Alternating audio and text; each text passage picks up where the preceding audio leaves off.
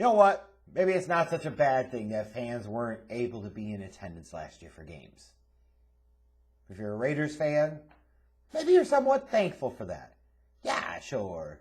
You got the new stadium in Vegas and blah, blah, blah. But you got the same sorry-ass Raiders. You know what I love about Raiders fans is the team really hasn't been relevant for almost 2 decades now.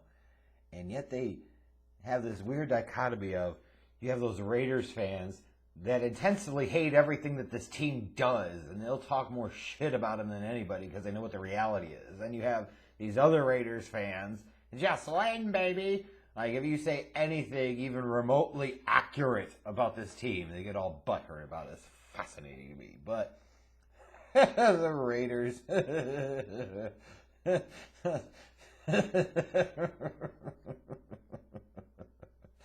Oh, boy.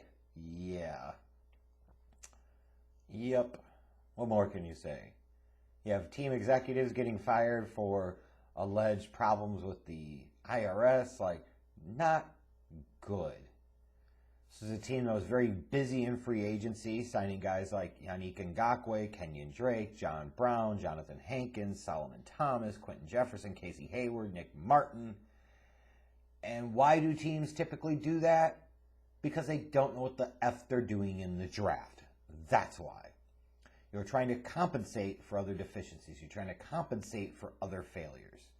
And for a team that's had as many first-round picks as they've had over the years, that should be very disconcerting to that entire fan base. Especially when you think and you say, okay, maybe Mayock is in over his head and is not a good general manager. All intents and purposes, you have enough evidence to suggest that's true. Problem, though, is we all know at the end of the day, the shot caller is John Gruden, and you still have many more years left on that contract with nothing to show for it.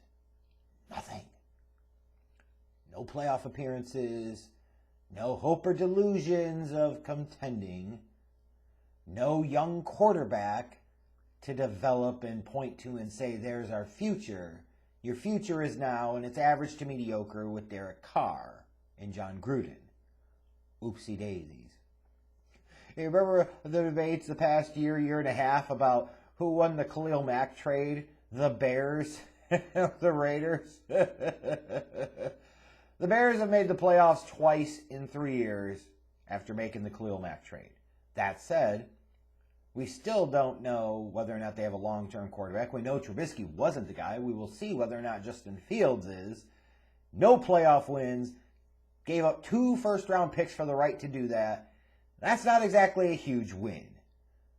But the Raiders, on the other hand, what the fuck did you get out of it? What the hell do you have to brag about? And it's so bad you come full circle on this. They're calling the Bears in the offseason about trying to trade for Khalil Mack.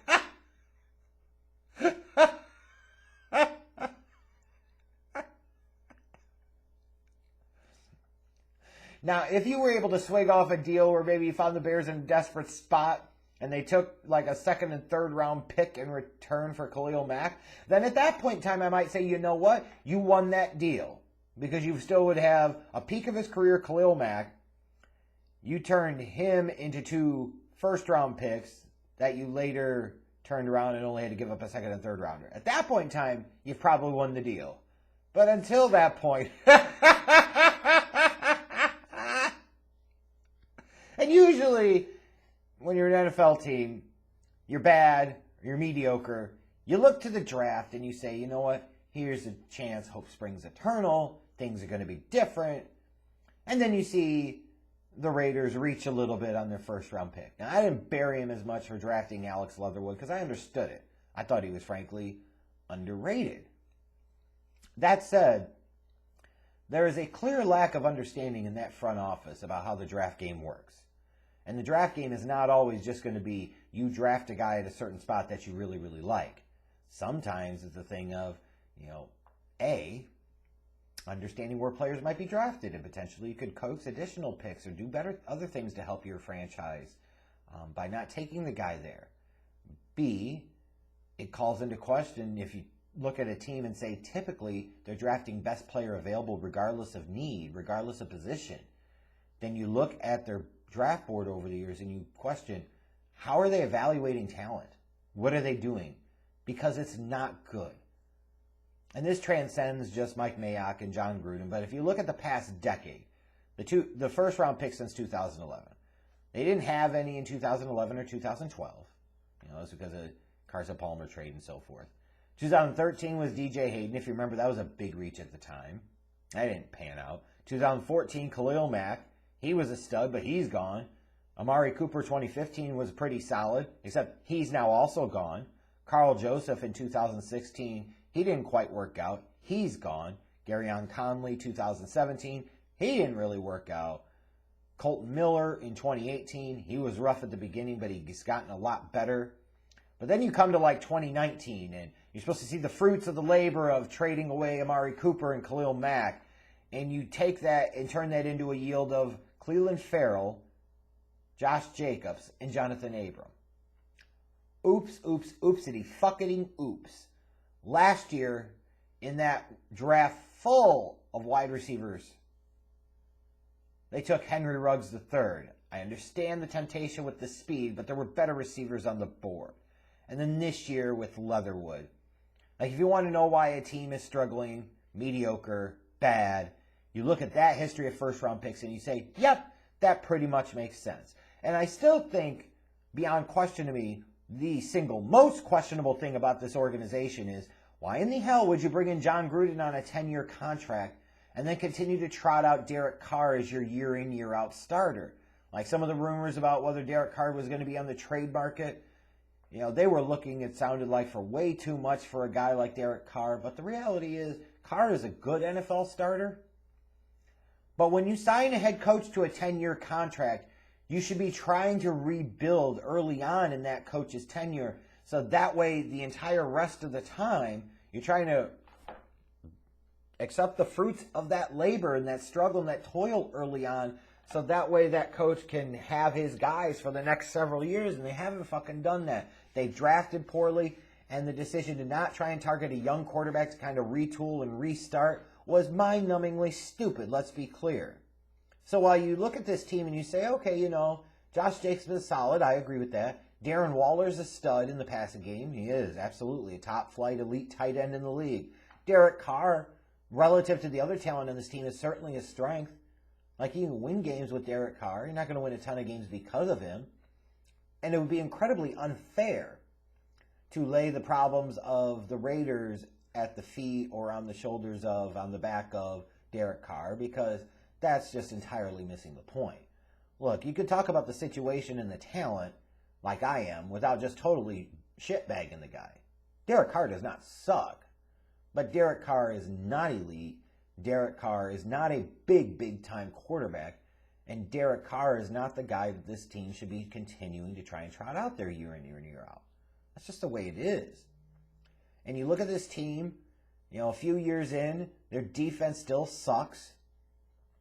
You spend a top 5 pick on a pass rusher who can't rush the passer. You trade away the one legit pass rusher that you had a few years back and still obviously haven't effectively replaced him. Your run defense is god-awful and atrocious, and I see no reason why it won't continue that way. I mean, if you're a Raiders fan, what's the real reason for hope or optimism here? What do you have? What do you have? That you have the third best quarterback in the division? That you have John Gruden? Well, what the hell has John Gruden meant to you the past 3 years? Nothing. Even Jack Del Rio stumbled into a playoff berth. I'm just saying. Like, when you see teams have to be that proactive and that active in free agency year in and year out, it's because they draft poorly. Oh, I just named off their first round pick since 2011. You can clearly see they picked poorly, which is a bad sign for now, an explanation of where they've been the past couple of years, and of bad omen and foretelling of things to come. The Raiders are an example of being in that mediocre hell. They're not truly terrible, they're not, but they're not very good. So you're not getting draft picks that could change the fortunes of your franchise. You have enough of a delusion to think you're better than you really are. Meanwhile, you have a cash-strapped organization like just not good. And when you look at other teams in this division, you have the two-time defending AFC champion Kansas City Chiefs. You're certainly not in their class. The Los Angeles Chargers have a young franchise quarterback in Justin Herbert, and I expect them to be improved. Frankly, I expect the Broncos to be a little bit improved, and they have questions at the quarterback position. But you can look at other areas of the team and see where they improve.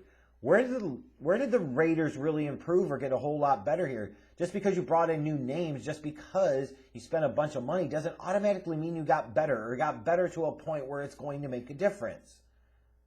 So yeah, I look at this team, I think they are the booty of this division, and not in a good way. I'll be generous and say 6 wins. They asked about Khalil Mack. Go big or go home! Don't worry, come January, the Raiders will be going home and watching the playoffs like the rest of us.